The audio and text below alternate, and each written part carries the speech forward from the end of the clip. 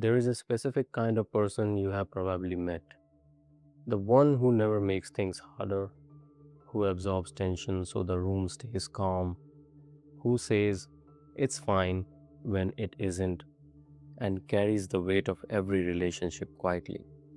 And then one day, no explosion, no confrontation, no tearful speech. They go quiet. They pull back. They stop reaching. And the people around them call it coldness. But what's actually happening is something very different. This isn't a video about bitterness. It isn't about people who gave up, or shut down, or became cruel. It's about what happens when the strategy someone built their entire identity around, being good, being easy, being the person who never asks for too much, suddenly stops working. And once you understand the mechanics of this moment, you will never misread it again. Here's the truth about people like this: their goodness was never just virtue, it was a strategy, built early, built in environments where being difficult carried a cost, where love felt conditional, where keeping the peace meant keeping yourself small. They learned an invisible contract. I will be easy to love. I will not ask for too much. I will absorb what I should have been protected from. And in return, eventually, I will be safe. Eventually, I will be seen. The problem with invisible contracts is that only one party knows the terms. So they wait, they accommodate, they give more than they have, believing that if they pour enough in, one day the relationship will balance itself out. But waiting for something that was never promised has a shelf life. Most people picture it as a moment of rage, a final straw, a door slammed. It isn't.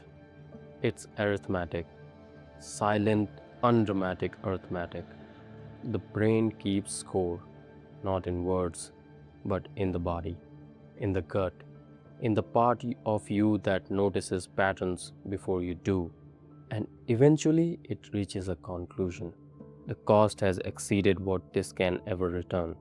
When a strategy that was supposed to create safety stops creating safety, the nervous system begins to stop investing energy into it.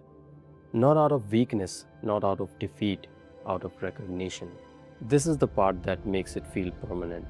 The decision wasn't made in anger, it was made in the cold, clear moment of finally seeing something for what it is. But here is what no one tells you about that moment of clarity: why it looks like cruelty from the outside. The people around them were living inside the old contract without ever knowing it existed.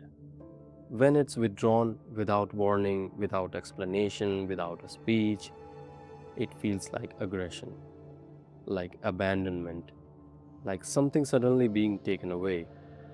The person who never complained had no visible warning signs, because the silence was the warning sign the whole time. Every time they said it's fine, every time they swallowed what should have been said, every time they chose the relationship over themselves, that was the warning.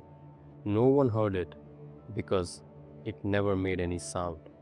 What's actually happening inside the withdrawal? From the outside, it looks like emotional shutdown, like something died in them. From the inside, it's usually the opposite. For years, their nervous system may have been running a survival strategy. Keep the peace, stay useful, don't take up too much space. That wasn't a personality, that was protection.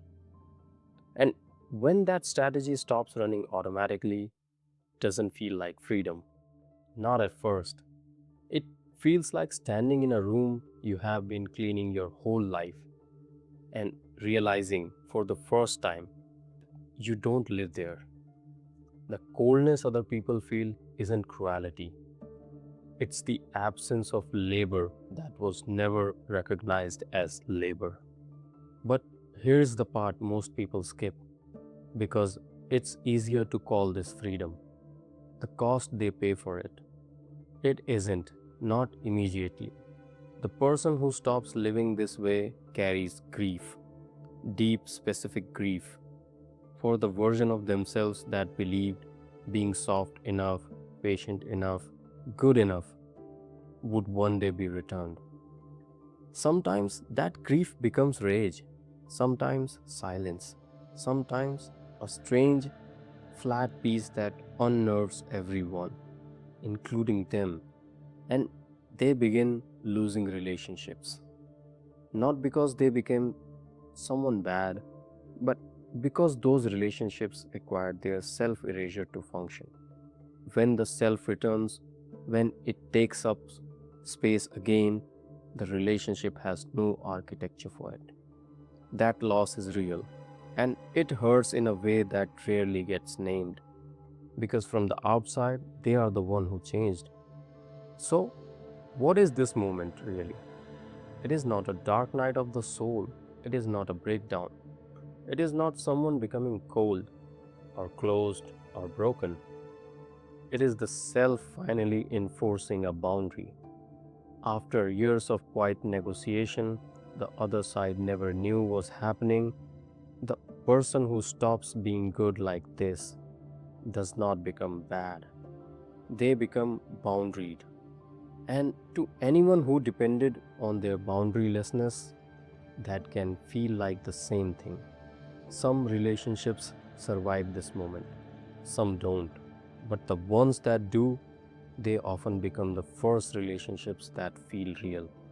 Because for the first time, they are being known, not performed for, seen, not managed, loved without a contract written in silence that only they could read. You didn't stop being good, you stopped being available for your own disappearance. And that is not something to mourn, it's something to finally see. If something in this video named what you have been carrying, drop a comment, even just one word. You will know which one. This channel is about the patterns people live through, but rarely have words for. If that's what you have been looking for, subscribe. There's more.